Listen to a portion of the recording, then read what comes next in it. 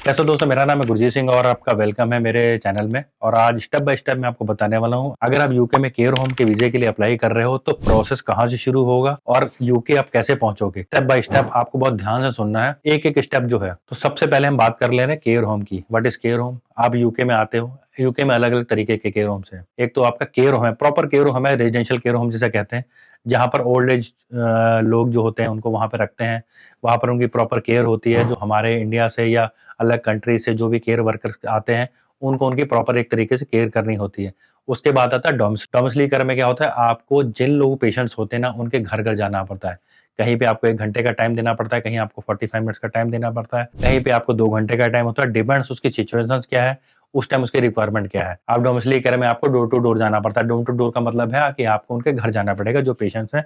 अगर उनको जिस चीज़ की रिक्वायरमेंट है, वहाँ पर जो भी हॉस्पिटल की तरफ से या एनएचएस की तरफ से उनको जो भी मेडिसिन प्रिस्क्राइब करी गई है, या उनकी जो भी पर्सनल केयर्स हैं, या जिस तरीके की रिक्वायरमेंट है, आपको वहाँ जाके फुलफिल करके आपको अगले यूजर के पास जाना पड़ेगा। यहाँ पर सबसे इंपॉर्टेंट चीज क्या है कि यहाँ पेशेंट को यूजर कहते हैं, इस बात को बहुत ध्यान रखिएगा। इसके बाद थर्ड आता है मेंटल हेल्थ। इसमें मेंटल हेल्थ वाले में बहुत सारे ऐसे लोग होते हैं जिनको लर्निंग डिसेबिलिटीज होती है। लर्निंग डिसेबिलिटीज में उनको बहुत सारी चीजें जो समझ में नहीं आती, या उनका बिहेवियर डिफरेंट डिफरेंट तरीके का होता है, तो इस तरीके के भी केयर होम होते हैं। इन सारी बातों को जानने के बाद में आपको केयर होम के अंदर अप्लाई करना है। आपको अप्लाई कैसे करना है, आपको स्पॉन्सर कैसे ढूंढना है, इसके लिए मैंने पहले से एक वीडियो बनाई हुई है। आप उस वीडियो में जाके देख सकते हैं कि यूके में आपने स्पॉन्सर कैसे ढूंढना है, क्योंकि एक स्टेप बाय स्टेप प्रोसेस है। आप जब उस वीडियो को देखोगे आपको प्रॉपर तरीके से पता लग जाएगा कि आप अपनी कंट्री से बैठ के यूके में कैसे स्पॉन्सर ढूंढ सकते हो और अप्लाई कर सकते हो। जब आप यूके में एक स्पॉन्सर ढूंढ लेते हो तो उसकी रिक्वायरमेंट क्या है, क्या क्या डॉक्यूमेंट चाहिए जब आपको अप्लाई करना होता है। तो आपको क्या करना है, सबसे पहले आपके पास होना चाहिए PCC means police clarification certificate. दूसरा आपके पास होना चाहिए 6 मंथ का एटलीस्ट एक्सपीरियंस केयर वर्किंग में या किसी हॉस्पिटल में। आप अगर पहले किसी हॉस्पिटल में केयर वर्किंग में काम कर रहे हो तो आपका वहां का सर्टिफिकेट आपके पास होना चाहिए। दूसरा, वहां के 3 रेफरेंसेस आपके पास होने चाहिए जो आपको प्रूफ करें, या अगर वो आपको कॉल किया जाए तो ये बता सके कि ये बंदा हमारे यहाँ काम करता था। इसके साथ में आपको चाहिए होता है कैरेक्टर सर्टिफिकेट। जिस हॉस्पिटल में या जिस जगह पे भी आपने काम किया है वो आपका कैरेक्टर सर्टिफिकेट देते हैं जो आपकी रिक्वायरमेंट है। इसके बाद आपको चाहिए होता है एक केयर ऑनलाइन ट्रेनिंग का सर्टिफिकेट। वो 2000 या 3000 में मिलता है। आप अपनी कंट्री से बैठ के यहाँ पे बहुत किसी भी वेबसाइट पे जाके अप्लाई करके आप वो सर्टिफिकेट को ले सकते हो।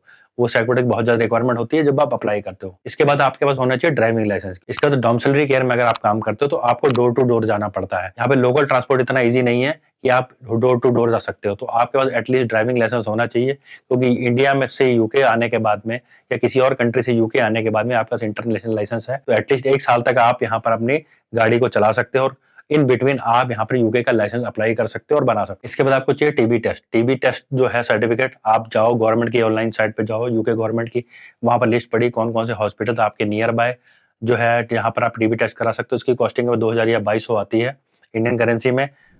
और आप वहां पर जाके अपना टीबी टेस्ट का सर्टिफिकेशन ले सकते हैं जो आपके डॉक्यूमेंट में लगेगा। इसके साथ साथ आपके पास जो सीवी होना चाहिए वो यूके फॉर्मेट में होना चाहिए, क्योंकि यूके में जो भी सीवी चलते हैं वो यूके का अपना एक फॉर्मेट है। आपको उस फॉर्मेट में अपना सीवी चाहिए अप्लाई करने के लिए। और इसके साथ में आपके पास एक वैलिड पासपोर्ट होना चाहिए। जब आपके पास सारे डॉक्यूमेंट हो जाएं तो आप किसी भी स्पॉन्सर्स को अप्लाई कर सकते हो डायरेक्ट उनकी वेबसाइट पे जाके। आप मेरा लास्ट वाला वीडियो जाके देखेंगे तो आपको ये तरीका बिल्कुल क्लियर समझ में आ जाएगा कि किस तरीके से अप्लाई कर सकते हो। अप्लाई करने के बाद में आपका इंटरव्यू क्लियर होने के बाद में आपको ये सारे डॉक्यूमेंट जो है अपने स्पॉन्सर को देने पड़ेंगे। उसके बाद आपका स्पॉन्सर है जो आपको एक कॉस्ट लेटर इशू करेगा। उस कॉस्ट लेटर के बेस के ऊपर अपना वीजा अप्लाई कर सकते हो और यूके आके अपनी जॉब कर सकते हो। तो ये था स्टेप बाय स्टेप प्रोसेस। अगर आपको यूके में आके केयर होम की जॉब करनी है तो आप इस तरीके से यूके में आप जॉब ले सकते हो और यूके आ सकते हैं। ठीक है दोस्तों, मिलते हैं नेक्स्ट वीडियो में। कोई और क्वेश्चन हो तो आप मुझे कमेंट बॉक्स में डाल सकते हैं। Thank you.